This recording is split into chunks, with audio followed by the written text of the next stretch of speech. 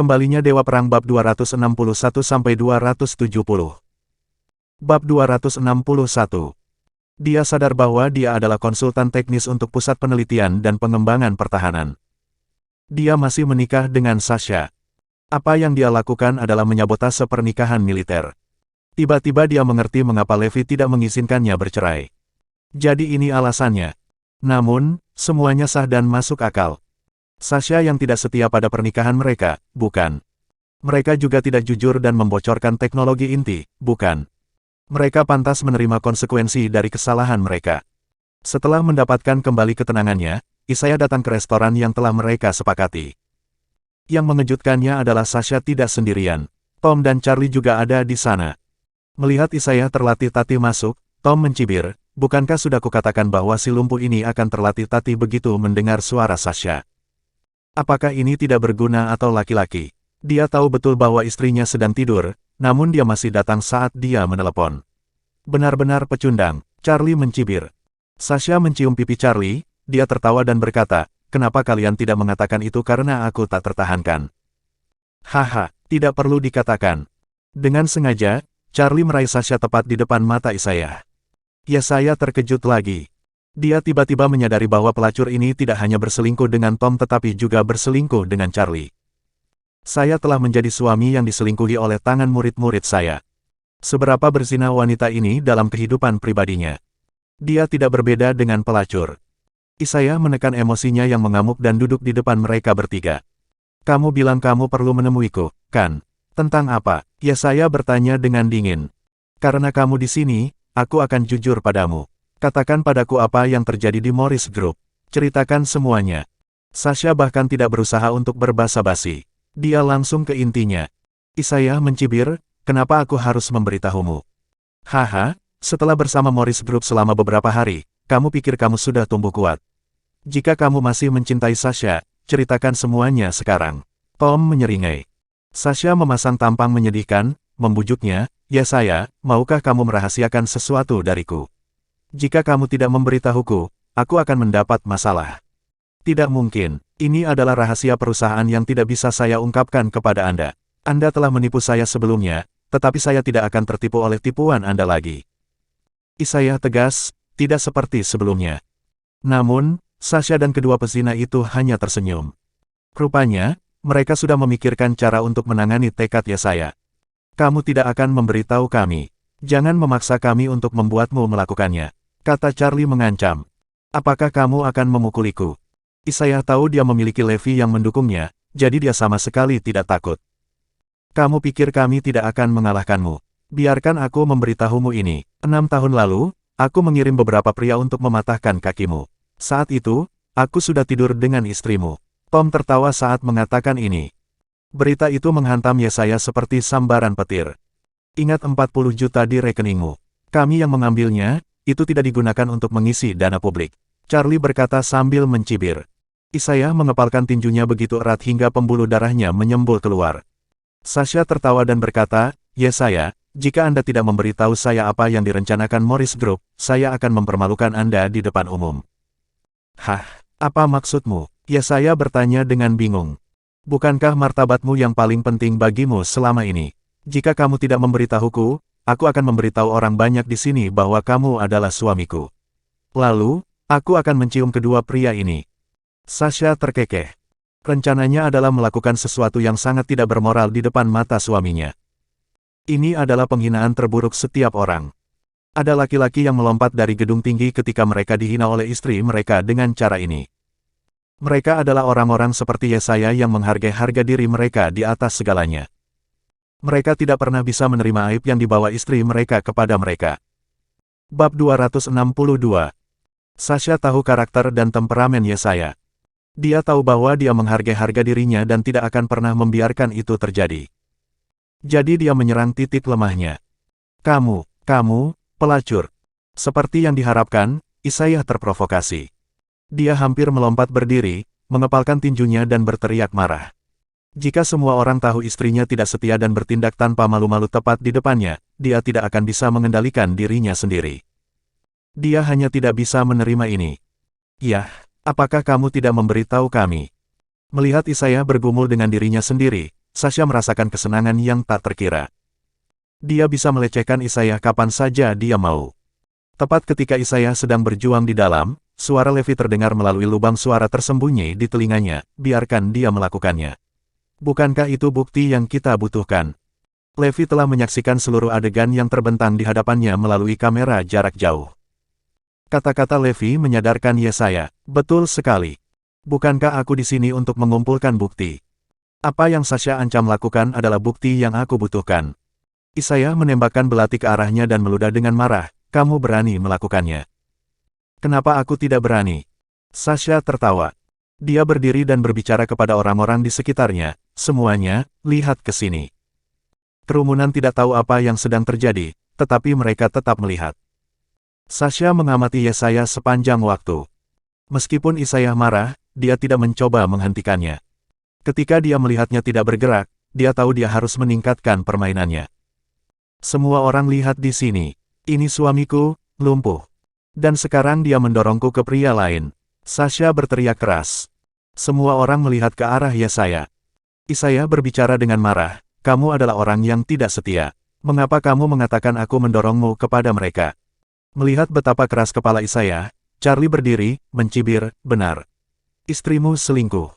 Tom tertawa mesum, kami berdua telah tidur dengan istrimu selama 6 tahun. Kamu hanya orang lumpuh. Kamu tidak bisa melakukan apa-apa. Kami telah merawat istrimu. Apa yang bisa kamu lakukan? Mereka tidak merasa malu sama sekali, go public. Dia tahu dengan kamar dagang Hampton Utara mendukung mereka, ini tidak akan dilaporkan dalam berita. Itulah alasan mengapa dia begitu ceroboh untuk memaksa Yesaya berbicara. Sasha kemudian mencium wajah Tom dan Charlie, dia tertawa dan berkata, kamu lumpuh, aku telah selingkuh. Tapi apa yang bisa kamu lakukan? Saat Sasha dan kedua pria itu memamerkan tindakan amodal mereka di depan umum, Isaiah merasa martabat terakhirnya meninggalkannya. Isaiah sangat marah sampai titik puncak. Namun, dia menahan amarahnya. Dia merasa emosinya tidak stabil. Sasha dan kedua pria itu terkejut. Bagaimana orang cacat ini bisa mentolerir tindakan seperti itu? Ini tidak bisa dipercaya. Kamu lumpuh, kamu benar-benar tidak akan memberi tahu kami. Baiklah, kalau begitu, cerai. Kami akan bercerai. Melihat Isaiah berdiri teguh, Sasha mengubah taktiknya dan mengancam akan menceraikannya. Isaiah berdiri, Huff, ayo kita lakukan. Kita akan bercerai sesuai keinginanmu. Dengan itu, Isaiah berbalik dan mulai pergi. Sasha dan kedua pria itu tercengang. Ada yang tidak beres. Mengapa Yesaya tidak menanggapi wortel atau tongkat? Tidak, kita tidak bisa membiarkan dia pergi tanpa informasi yang kita butuhkan tentang Morris Group. Mereka buru-buru mengejarnya. Yesaya, kamu lumpuh, kamu tidak bisa pergi. Mereka bertiga hendak menghentikan Isaiah ketika seorang pria tiba-tiba melangkah keluar di depan mereka. Pria itu tidak lain adalah Levi. Minggir, ini antara kita dan Isaiah. Itu bukan urusanmu. Charlie dan Tom mencoba mendorong Levi ke samping, tetapi rasanya seolah-olah mereka mendorong gunung dengan tangan kosong. Levi tidak bergeming sama sekali. Enyah. Mereka akan menyerang Levi. Entah bagaimana, Levi mendaratkan dua tamparan keras di wajah Charlie dan Tom. Tamparan itu melemparkan orang-orang itu beberapa meter jauhnya dan beberapa gigi mereka terbang keluar. Bab 263. Semua orang menatap Levi tidak percaya. Bagaimana dia begitu kuat? Apakah kamu tidak akan enyah? Levi bertanya dengan dingin, memelototi Sasha yang kebingungan. Sasha langsung kabur. Levi kemudian pergi bersama Yesaya. Levi, Isaiah, kami tidak akan melupakan ini. Hati-hati, kami akan menangkapmu untuk ini. Saat mereka melihat Levi dan Isaiah pergi, Charlie dan Tom dipenuhi amarah dan kebencian. Sebelum Sasha pergi, dia bertanya kepada orang banyak apakah ada yang mengambil foto atau klip video. Setelah memastikan bahwa tidak ada yang melakukannya, baru kemudian mereka pergi. Setelah meninggalkan restoran, Isaiah menangis. Dia hanya seorang pria biasa yang ingin hidup damai.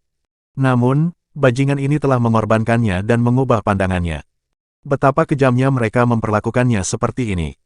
Aku tahu kamu masih memiliki secercah harapan di hatimu untuk Sasha sebelumnya. Tapi kamu akhirnya bisa melihat situasi dengan jelas sekarang, bukan? Levi bertanya. Sudah jelas sekarang. Tuan Garrison, setelah ini, saya akan mengumpulkan dan mencatat semua bukti dengan benar. Saya akan memastikan ketiga bajingan ini tetap di penjara selama sisa hidup mereka. Sebelum ini, Isaiah tidak tega menghukum Sasha, tapi sekarang pikirannya sudah bulat. Sisa cinta terakhirnya untuknya telah benar-benar habis. Bagus. Sementara itu, Charlie dan Tom tidak puas membiarkan semuanya terjadi. Tidak, Levi pasti lumpuh juga. Aku akan mematahkan kaki Isaiah yang lain juga. Tom menutupi wajahnya dengan tangannya, berbicara dengan dingin. Charlie mengangguk setuju, tepat sekali, mereka berdua pasti lumpuh. Sasha berkata pelan, haruskah aku menghubungi pembunuh bayaran itu? Ya, siapa yang bisa kamu dapatkan?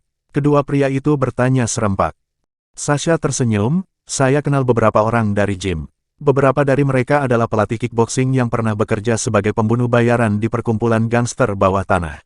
Salah satunya baru saja dibebaskan dari penjara. Mereka kejam. Pekerjaan, Levi dan Isaiah tidak akan pernah bisa menggunakan anggota tubuh mereka lagi. Bagus, pergi dan tangkap orang-orang ini. Besok, kita akan mengubah orang-orang malang itu menjadi cacat. Kedua pria itu berkata dengan marah. Setelah semalam mengumpulkan dan menyortir, bukti yang dibutuhkan pun lengkap. Tepat ketika Isaiah sedang memikirkan langkah selanjutnya, dia menerima telepon dari Sasha secara tak terduga. Ya saya, bisakah kamu datang sebentar? Aku sadar aku salah. Aku tidak pantas menjadi istrimu. Mari kita bercerai, oke. Aku tidak ingin menjadi beban bagimu lagi. Sasha terdengar rendah hati untuk mengelabui Isaiah agar masuk ke dalam perangkapnya. Baiklah, kalau begitu, mari kita cerai. Ya saya menyetujui permintaannya. Bisakah kamu juga meminta Levi untuk ikut dan menjadi saksi? Tanya Sasha.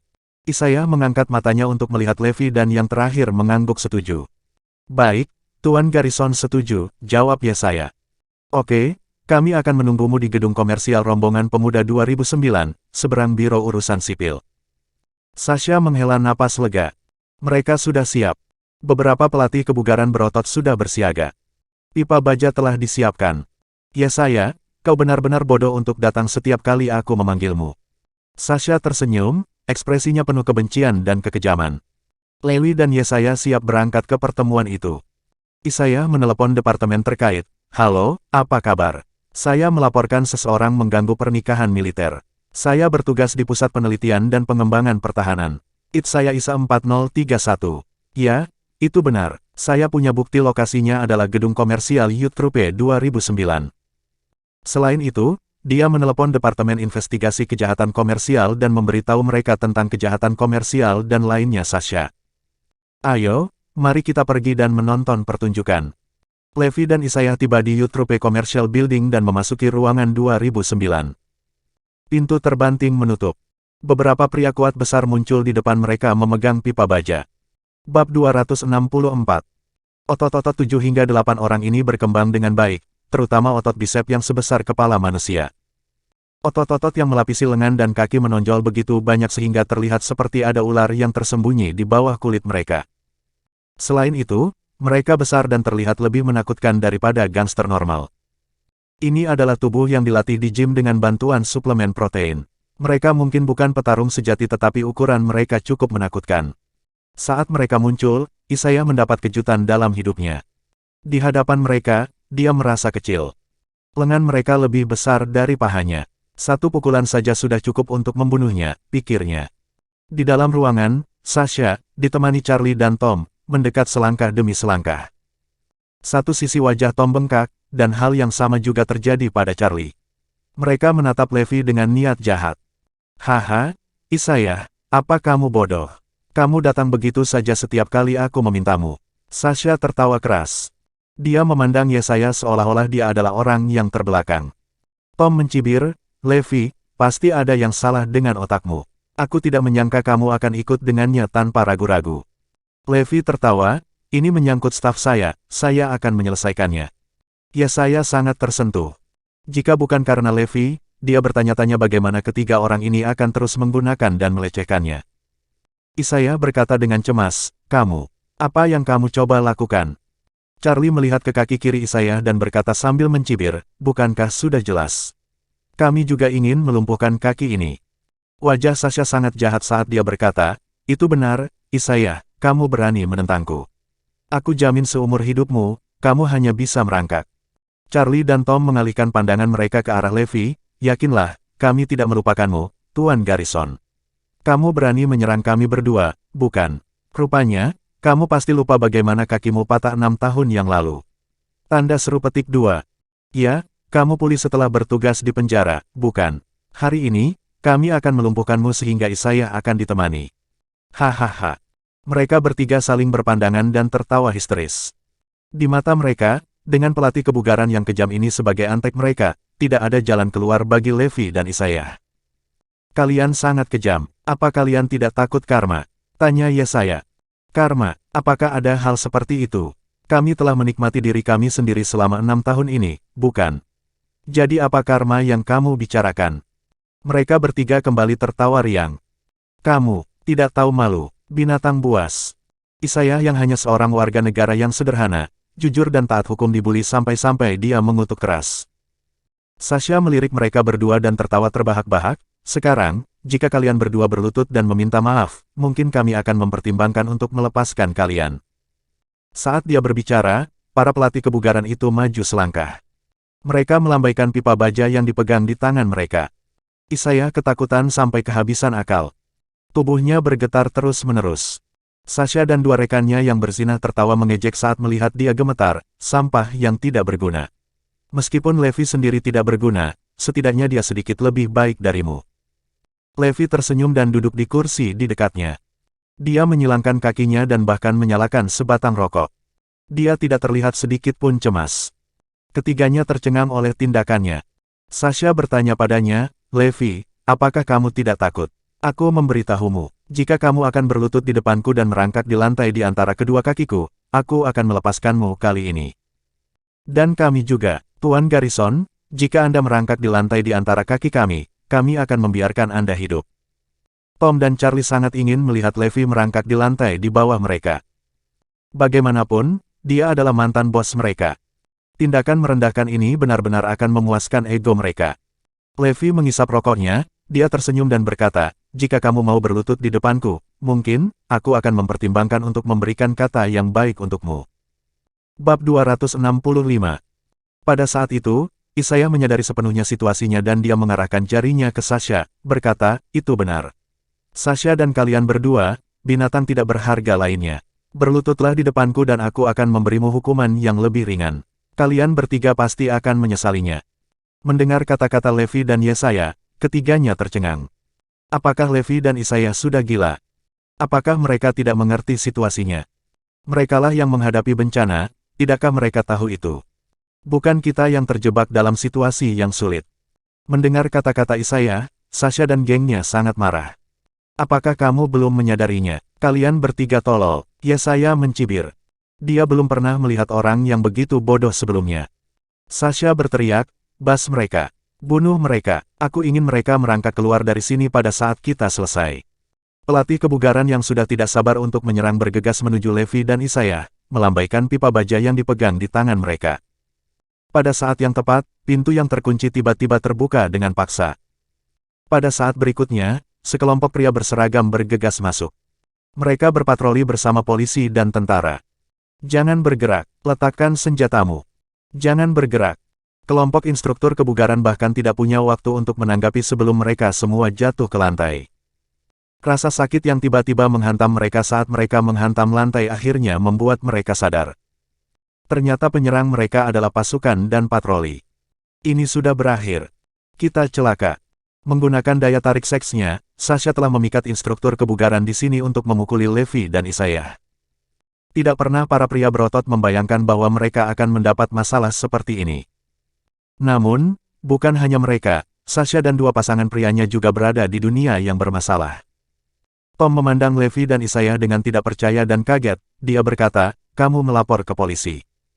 Tidak persis. Mereka di sini untuk menemuimu karena alasan lain, tapi karena mereka kebetulan melihatmu bersenjata, kurasa mereka harus menambahkan serangan lagi. Levi tersenyum saat menjelaskan. Sasha dan rekan-rekannya dalam kejahatan memandang dengan heran. Kalau hanya laporan polisi, hanya polisi patroli yang harus ada. Mengapa pasukan juga ada di sini? Mereka merasa bingung. Mereka bingung dan bingung.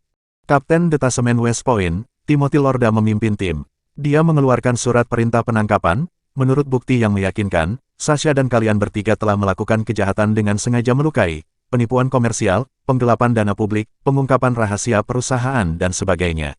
Anda sekarang ditahan. Oh, benar, ada 2 dakwaan lagi, yakni perbuatan asusila di luar nikah dan penyerangan bersenjata. Timotius menambahkan. Lagi pula, semua orang telah melihat apa yang mereka lakukan beberapa saat yang lalu. Tuduhan ini sama sekali tidak sepele. Lebih buruk lagi, ada lebih banyak yang harus ditambahkan. Mendengar ini, ketiganya terkejut. Itu adalah akhir bagi mereka. Semua kejahatan mereka telah ditemukan dan terungkap. Mereka harus mengaku karena sudah jelas. Namun, apa arti penampilan pasukan itu? Mengapa pasukan di sini? Ketiga penjahat itu tercengang. Pada saat ini, petugas pertama dengan pangkat letnan datang ke Sasha dan rekan-rekannya dalam kejahatan. Dia menunjukkan kepada mereka kredensialnya dan berkata, "Saya Kenneth Wayne dari Departemen Politik Northampton Warzone. Menurut bukti yang meyakinkan, Anda bertiga dicurigai menyabot pernikahan militer. Badan Penegak Hukum Gabungan dengan ini menempatkan Anda di bawah tangkap. Ada keberatan." "Apa? Menyabotase pernikahan militer?" Mereka bertiga membelalakkan matanya tidak percaya. Tidak diragukan lagi, Sasha tidak bermoral dalam melakukan hubungan di luar nikah. Tapi bagaimana hal itu melibatkan pernikahan militer? Ya, saya bukan anggota pasukan manapun. Pernikahan militer mana yang mereka ikuti? Pak, saya keberatan. Dari mana pernikahan militer itu? Kami tidak mengerti. Tom mengajukan pertanyaan. Benar, kapan kita melakukan kejahatan pernikahan militer? Tuan, apakah Anda melakukan kesalahan? Mata Sasha dan Charlie penuh dengan kebingungan dan mereka bingung. Bab 266. Kenneth Wayne melirik Isaiah dan berkata, dia bekerja untuk militer nasional, jadi Sasha berselingkuh dianggap melanggar hukum pernikahan militer. Apa, dia adalah personel militer? Tidak, dia tidak mungkin. Saya sudah bersamanya selama 10 tahun, bagaimana saya tidak tahu apakah dia ada? Sasha benar-benar bingung. Tom dan Charlie sama-sama bingung, ya. Prajurit macam apa Isaiah? Kenneth mencibir, kawan Isaiah ada di tim teknis pusat penelitian dan pengembangan pertahanan. Dia tentu saja dianggap sebagai prajurit, bukan? Apa, kenapa aku tidak tahu itu? Sasha dan 2 pesina lainnya sangat ketakutan sehingga jantung mereka melompat ke tenggorokan. Isaiah datang sebelum mereka bertiga, mengeluarkan kartu identitasnya dan melambaikannya di depan mereka. Mata mereka melebar karena terkejut saat mereka membaca informasi dan segel pada kartu itu. Ketakutan, mereka berkeringat dingin. Itu nyata. Isaiah benar-benar bekerja untuk pusat penelitian dan pengembangan pertahanan. Kapan ini terjadi? Bagaimana mungkin aku tidak tahu? Mata Sasha terbuka sangat lebar karena terkejut sehingga sepertinya akan keluar kapan saja. Tom tiba-tiba menyadari dan dia menatap Levi dengan ngeri. Sekarang aku tahu mengapa kamu tidak membiarkan perceraian terjadi terakhir kali. Apakah ini alasannya? Levi tersenyum dan berkata, "Yah, itu kebetulan. Tidak peduli apa, saya tidak akan membiarkan wanita ini membubarkan pernikahan dengan mudah. Tidak terduga oleh kami, penampilan Isaiah untuk center itu luar biasa dan dia mendapat tawaran untuk bekerja untuk mereka sebagai konsultan teknis. Jadi tentu saja, apa yang Anda lakukan sekarang bertentangan dengan hukum perkawinan militer. Anda." Tom sangat gelisah hingga hampir pingsan sementara Sasha dan Charlie saling memandang dengan putus asa. Mereka telah jatuh ke dalam perangkap Levi. Meskipun Isaiah baru memulai pekerjaannya di center baru-baru ini, menyabot pernikahan militer adalah kejahatan serius. Mereka akan menghadapi konsekuensi dari tindakan keji mereka. Melihat mereka bertiga dalam keadaan ini, Isaiah merasa dibenarkan. Dia tertawa, "Hahaha, kalian bertiga tidak pernah mengharapkan hari ini, kan? Bukankah kamu mengatakan bahwa tidak ada karma? Sekarang kamu tahu, karma itu ada. Kamu hanya perlu menunggu."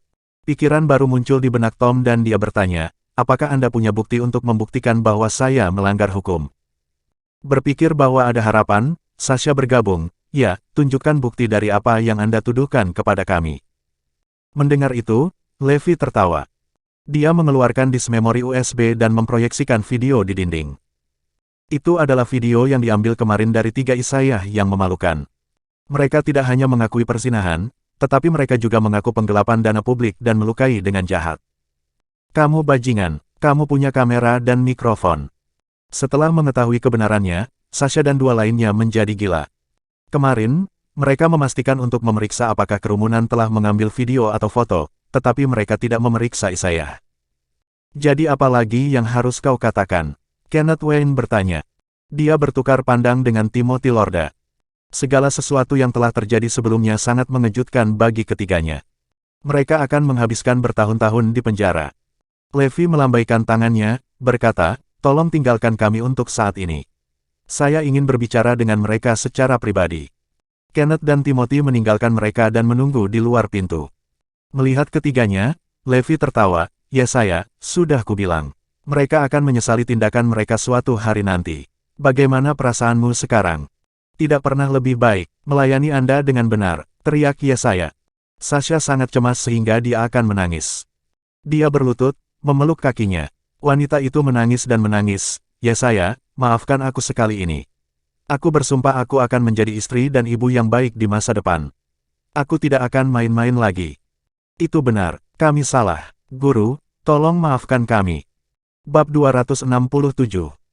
Mereka percaya bahwa jika Yesaya berbicara untuk mereka, mereka akan memiliki kesempatan. Paling tidak, mereka bisa menghabiskan lebih sedikit waktu di penjara. Pelacur, kamu tidak layak untukku. Tersesat. Yesaya dengan keras menamparkan wajahnya. Dan kamu binatang, kamu tidak layak menjadi muridku. Enyahlah. Yesaya dengan ganas menendang kedua pria itu beberapa kali. Tidak, tolong. Sasha dan kedua pria itu menyesal. Sepanjang hidup mereka paling menyesali momen ini. Pada akhirnya, Sasha, kedua pria itu, dan pelatih kebugaran semuanya dibawa pergi. Apa yang menunggu mereka adalah bertahun-tahun penjara. Menjelang sore, karena status sosial mereka, semua orang segera mendengar berita tentang Tom dan Charlie. Ron dan yang lainnya terkejut. Mungkinkah ini akhir dari dua pengkhianat Levi Group? Ini menunjukkan bahwa Morris Group sangat kuat. 4 raksasa di kamar dagang Hampton Utara masih sibuk dengan panglima tertinggi pada upacara itu, jadi mereka tidak punya waktu untuk mengurus mereka. Untungnya, teknologi grup Levi bocor sendiri. Kalau tidak, kita akan mendapat masalah kali ini. Ron berkata dengan lega. Ya, untung kami tidak terlibat. Braylon Stewart menambahkan. Will dan Science bertanya-tanya, kami telah meremehkan grup Morris. Saya pikir mereka merencanakan sesuatu yang sangat besar. Setuju, namun, grup Morris sangat tertutup, kata Ron. Tidak mengetahui apa yang dilakukan pesaing Anda bisa menjadi faktor yang mengkhawatirkan. Pada saat ini, Sawery Yaun bergegas masuk dengan terengah-engah. Saya tahu apa yang dilakukan grup Morris. Sambil meneguk air, Sawery Yaun melanjutkan, mereka telah memproduksi sejumlah peralatan medis, tetapi saya tidak tahu lebih detailnya. Sekarang semuanya telah dikirim ke Biro Inspeksi Kualitas untuk pengujian. Jika mereka lulus inspeksi, itu akan diproduksi massal dan terdaftar. Siapa yang memberimu informasi ini? Will dan Science bertanya. Sepupu jauh saya yang kebetulan bekerja di biro memberi tahu saya. Sawery Yaun menjawab. Tidak masalah apa yang telah dihasilkan Morris Group. Kami akan menyabotase semua yang mereka lakukan. Ron dan yang lainnya sampai pada keputusan ini. Sawery Yaun tersenyum, itu mudah. Itu adalah kewenangan kerabat saya. Tanpa ragu, kita bisa merusak kemajuan Morris Group. Ron tersenyum, bagus. Tidak peduli produk apa yang dikirim Morris Group untuk diperiksa, menolaknya akan berhasil. Will dan Science bertanya, Fred, kenapa kamu tidak meminta sepupumu itu untuk bergabung dengan kami kapan-kapan? Kami tidak bisa terus memintanya untuk menjalankan tugas untuk kami tanpa bayaran. Ya, kami akan sering meminta bantuannya di masa depan. Braylon Stewart ikut. Nah, bagaimana kalau makan malam di Lufthansa Club malam ini? Hadiahku, ayo undang dia. Ron berdiri dan mengumumkan sambil tertawa. Keesokan harinya, di kantor pusat Morris Group. Semua orang sedang menunggu kabar baik dari Biro Inspeksi Kualitas, berharap untuk mulai memperluas lini produksi mereka. Tepat pada waktunya, sebuah kendaraan melaju ke pintu masuk dan 3 petugas keluar dari mobil. Iris secara pribadi pergi untuk menerima para pengunjung. Pemimpinnya, seorang pria muda, memandang Iris dan yang lainnya dengan jijik. Dia melemparkan laporan pemeriksaan kualitas kepada Iris dan mencibir, apa yang Morris Group coba lakukan. Apakah Anda benar-benar berencana untuk meluncurkan produk buruk semacam ini ke pasar? Apa yang Anda hasilkan adalah perangkat medis. Bagaimana jika sesuatu terjadi pada pengguna? Bisakah kamu menanggung konsekuensinya? Oh, ada apa? Apakah itu gagal dalam ujian? Yesaya bertanya dengan suara rendah. Ya, sangat. Bab 268. Kedua rekannya berkata dalam konfirmasi, benar. Kami mengujinya 3 kali dan gagal semuanya. Produk Anda berkualitas rendah. Pria muda Tony memandang Iris dengan jijik di matanya, berkata, Morris Group, saya memperingatkan Anda. Jika Anda terus mengirim produk seperti ini, saya akan tetap menolaknya. Kalian sebaiknya memikirkannya. Hasil inspeksi jauh di bawah yang bisa diterima. Tes berikutnya dalam waktu seminggu. Tony segera pergi setelah itu. Morris Group bahkan tidak diberi kesempatan untuk mengajukan banding. Iris dan yang lainnya buru-buru membaca laporan pemeriksaan kualitas. Selesai membaca, semua orang marah. Alasannya sangat menjengkelkan. Iris dan tim curiga bahwa Departemen Pemeriksaan Kualitas telah gagal pada produk bahkan tanpa memeriksanya. Masalah yang mereka soroti sama sekali tidak relevan dengan produk mereka. Itu konyol. Segera, mereka menyadari bahwa seseorang telah menyabotase mereka. Para inspektur pasti telah gagal dengan produk mereka dengan sengaja. Mereka tidak ingin produk Morris Group diluncurkan. Pada titik ini, Levi berjalan santai ke arah mereka.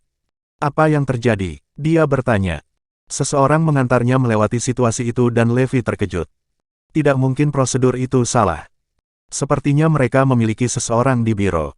Baiklah, saya akan membawa produk itu ke biro secara pribadi sore ini dan bersikeras untuk melakukan inspeksi di tempat. Mari kita lihat siapa yang berani gagal. Bagaimanapun, ini telah disetujui oleh Pusat Penelitian dan Pengembangan Pertahanan, kata Levi. Apakah ini akan berhasil? Tanya Iris. Apakah kamu punya alternatif lain? Iris terdiam oleh pertanyaan Levi. Semua orang di grup Morris cemas. Sebaliknya, Levi tenang, menyeruput tehnya dan merokok. Di kantor, dia duduk bersandar di sandaran kursinya. Kemudian dia menekan nomor Jesse Nielsen. Jesse, aku akan langsung ke intinya. Siapa yang bertanggung jawab atas Biro Inspeksi Kualitas? Cameron. Bagus. Tolong beritahu dia bahwa saya mengundangnya ke Morris Group untuk minum teh. Levi tersenyum dan berkata. Setelah itu, dia menelepon Menteri Logistik dan memintanya untuk mengundang Samson, penanggung jawab Departemen Inspeksi Kualitas DRDC ke Morris Group juga. Tak lama, Simpson tiba.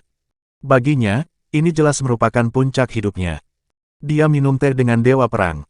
Dia bisa membual ini selamanya. Bahkan Wakil Panglima akan iri padanya. Namun, ada alasan mengapa Simpson diundang. Ia diminta membawa laporan hasil pemeriksaan kualitas alat kesehatan tersebut. Tidak lama kemudian, Cameron tiba dalam keadaan panik.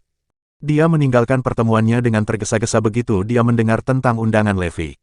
Kapten Cameron, jangan gugup. Duduklah. Levi tersenyum saat dia berbicara. Pria gemetar itu dengan patuh duduk di sofa Levi. Tuan rumah melambaikan tangannya dan Azure Dragon menuangkan secangkir teh untuk Cameron. Sambil memegang cangkir di tangannya, Cameron tidak berani menyesapnya. Orang penting ini tidak akan memanggilku ke sini tanpa alasan. Kapten Cameron, apakah Anda tahu mengapa saya mencari Anda? Levi bertanya. Cameron segera berdiri, menggelengkan kepalanya dan menjawab, Chief, tolong beritahu saya. Baru-baru ini, Morris Group telah memproduksi sejumlah peralatan medis dan mengirimkannya ke departemen Anda untuk pemeriksaan kualitas. Apakah Anda mengetahui hal ini? Levi bertanya. Cameron menggelengkan kepalanya, saya tidak. Bawahan saya tidak memberitahu saya apapun tentang itu. Bab 269. Oh, oke, kalau begitu biar aku saja. Belum lama ini, seseorang dari departemenmu mengirimkan ini, dan memberitahuku bahwa alat kesehatan itu jauh di bawah nilai kelulusan. Tidak hanya itu, dia juga mengancam akan menolak produk apapun yang kita kirim. Untuk diperiksa, kata Levi. Apakah ini benar-benar terjadi? Karena cemas, Cameron berkeringat dingin. Biar aku selesaikan. Sebelum perangkat ini sampai di biro, aku mengirimkannya ke Pusat Penelitian dan Pengembangan Pertahanan untuk pemeriksaan kualitas. Lagi pula, mereka akan digunakan di industri medis, dan aku tidak ingin ada masalah. Tebak apa? Tidak hanya mereka memenuhi syarat, tetapi hasilnya juga sempurna dalam setiap aspek. Levi melirik Samson dan tersenyum, berkata, izinkan saya memperkenalkan Anda kepada Samson, Kepala Departemen Inspeksi Kualitas dari DRDC. Samson menyerahkan laporan itu kepada Cameron. Kapten Cameron, kami menguji produk ini 5 kali, dan tidak sekalipun gagal. Bahkan, ini jauh lebih baik daripada semua model yang tersedia di pasar. Dengan lutut gemetar, Cameron mulai membolak-balik laporan itu. Pada saat yang sama, Levi menyerahkan setumpuk dokumen lagi kepadanya dan berkata, Kapten Cameron, sekarang ini dari departemen Anda. Selesai membaca semuanya, Cameron hampir pingsan karena ketakutan. Isi laporan kedua jelas tidak masuk akal.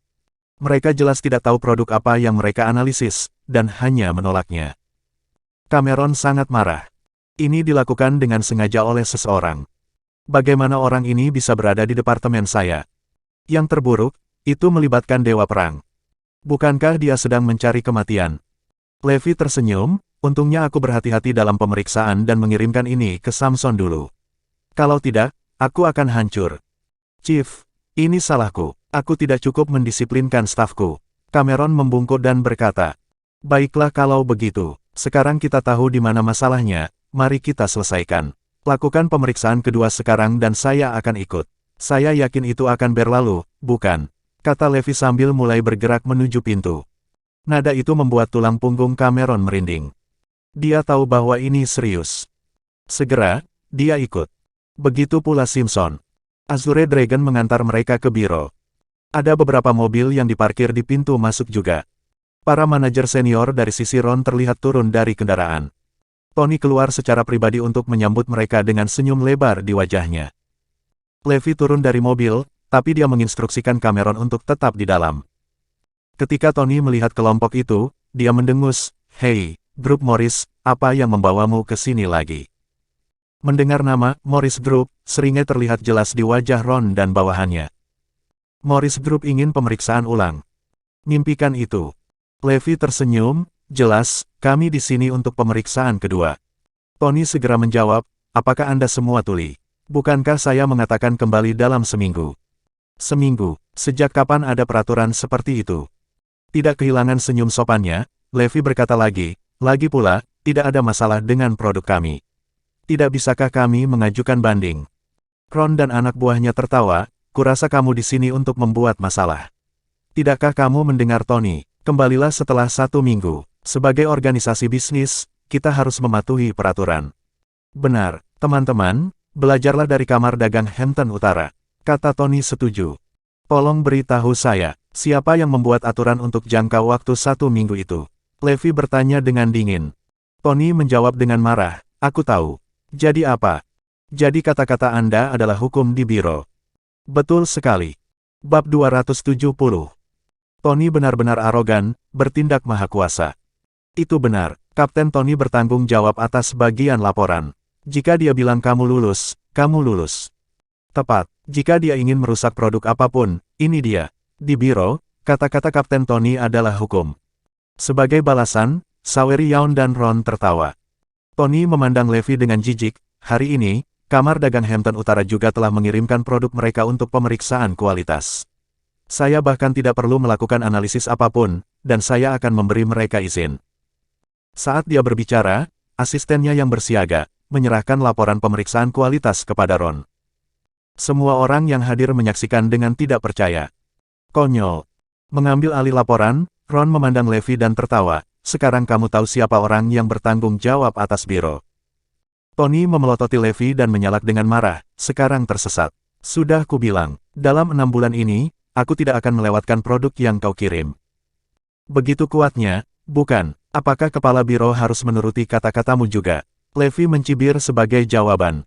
Tony terkejut pada awalnya tetapi dia dengan cepat pulih dan tertawa, tentu saja.